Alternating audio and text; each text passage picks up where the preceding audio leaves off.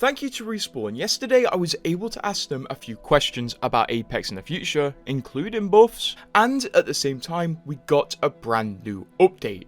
So let's take a look. First, I'd like to highlight something Respawn teased to us which seems pretty cool, and if you put two and two together you can probably figure out what this is about. As somebody asked Respawn, despite being on Pagos, Olympus isn't very wintry.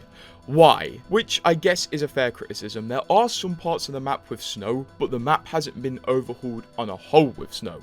And Respawn did respond by saying your Christmas wish might come true, and also made some more hints around Christmas. So to me, and anyone probably with ears, this does seem like they are teasing an Olympus winter map. And I hope they are, otherwise I might look like a bit of an idiot for misinterpreting some sort of teaser. But we definitely have that to look forward to in the future. Although, I personally asked Respawn a question about the car SMG regarding the hop-up on it right now. If you're not aware, the car has been moved to the care package and it has a new hop-up, the Galvanic Gavel, which instead of switching ammo types, you can actually switch hop-up types between disruptor rounds and hammer points, which is pretty cool. And I did ask Respawn, when the car comes back to the floor, do we have a chance of seeing this hop-up stay with it as a locked hop-up? A developer did respond by saying they can't confirm anything right now, but they did say we should be on the lookout for more fun hop-ups, as the locked hop-up system has allowed them to create weapon-specific hop-ups. Now they don't have to create a hop-up that must apply to several guns, otherwise it would take up the loot pool, but now because of the locked hop-up system, they can create weapon-specific hop-ups, so they can make the weapons a lot more spicy and unique. Unrelated to this question, but Respawn did also confirm that they're trying to put weapons into the care package that have never been in there, and another elite weapon is confirmed to be in development. So I would assume after the RE45 rotates out of being an elite weapon, another one will take its place. Of course, many people asked the same question to Respawn. Why, in recent updates, did Bloodhound and Octane and others not get prioritized with balance updates? As Bloodhound has not been touched in a long time. Neither has Octane. It feels like they're getting neglected while the other legends get some shine. And Respawn did confirm that there are going to be more changes. They said the goal in the upcoming year is to shrink the gap between the highest and lowest pick rate. They can only do a select amount of legends per season, and it takes a lot of effort, so they can't do all of the legends at once.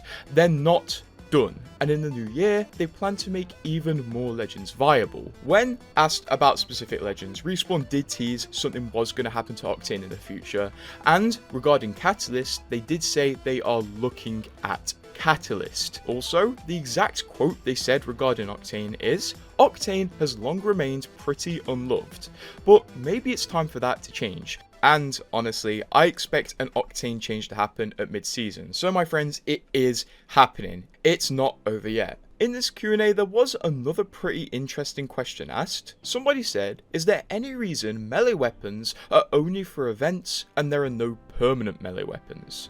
And Respawn said, right now they're mainly in wildcard, and anecdotally they can be pretty strong. The core team probably doesn't want to add them to core BR, but wildcard is now the place for melee weapons. So I am hoping we do see more melee weapons soon, because as annoying as they can be sometimes, let's not pretend they're not really fun. Additionally, Respawn did address a bit of criticism I have seen, as in the new season, Horizon got an upgrade where she can actually glide off of her gravity lifts using Dock. And a lot of people realised Respawn actually copied the code from Lifeline's glide passive to Horizon to make this, which isn't a major issue, but they then realised Horizon's version of the glide is actually better than Lifeline's, as Horizon descends much less. So when Respawn responded to this, they said with the Horizon upgrades, they wanted to experiment with new fun movement that Horizon could use. Code-wise, the Lifeline and Horizon glides are very similar to each other, but they didn't want to steal the thunder from Lifeline, which is why Horizon can only glide off of her tactical. So the glide is almost meant to feel like an extension of a tactical.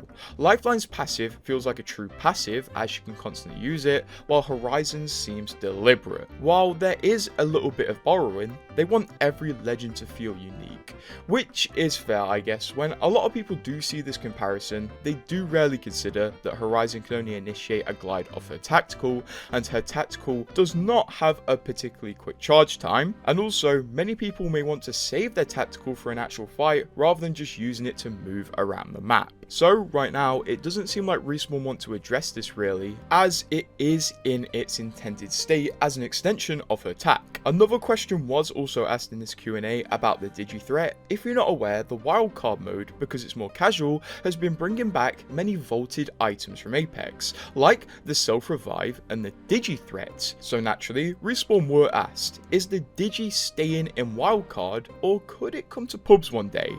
And Respawn did respond by saying it's staying away from core BR now. So don't worry, the resurgence of the Digi threat is staying in wildcard. And to be fair, if it came to core BR, it would be terrible because Bangalore has such a large pick rate right now. But before we move on to the newest update in Apex and how it's partially made to battle cheaters, I want to give you a bit of cool Apex lore that the developers shared with us. When the frag grenade variation of the bow check was in development, in the game, it was named the Spicy Bow, partially named after one of the developers' dogs. The developers really love putting a bit of their pet in Apex, and I'm not gonna lie, I would do the same. Moving on to the new Apex update though. Yesterday we got a mini update, and we also got patch notes and a trailer for a future update.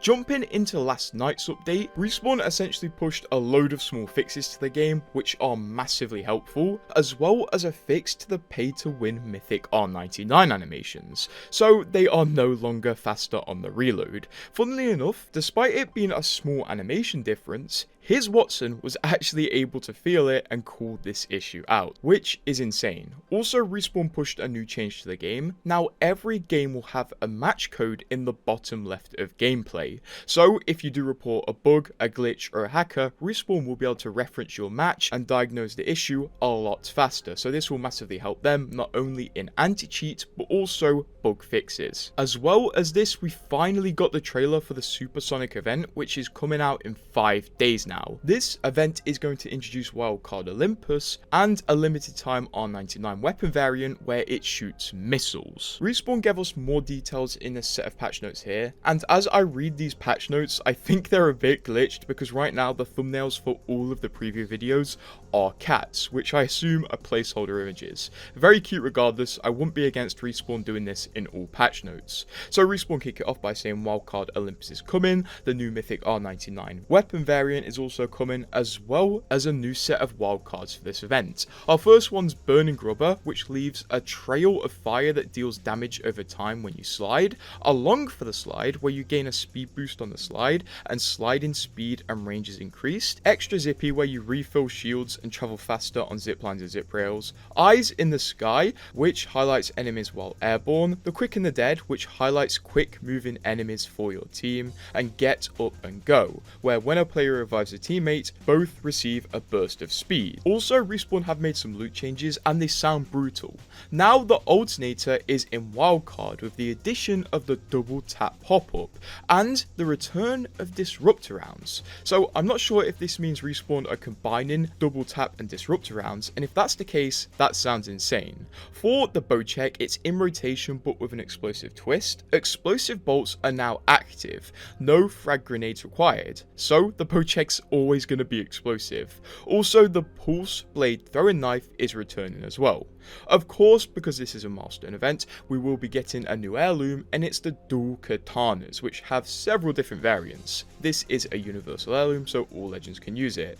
We also have these legend skins, and you've seen these before, so I'm not going to go over them individually, and the same with the weapon skins. There is a reward shop for this event where you can get free packs for this event, which is pretty solid, although I'm not entirely sure on the full price of this event. Although you can craft the main legend skins, which is good because that's what most people care about. And once again, this is coming on the 18th, next Tuesday, so it's not long until we get Olympus wildcard, and I personally cannot wait. I love wildcard, but Kings Canyon is draining me a little bit, so I'm very excited, and subscribe to keep updated with more future changes.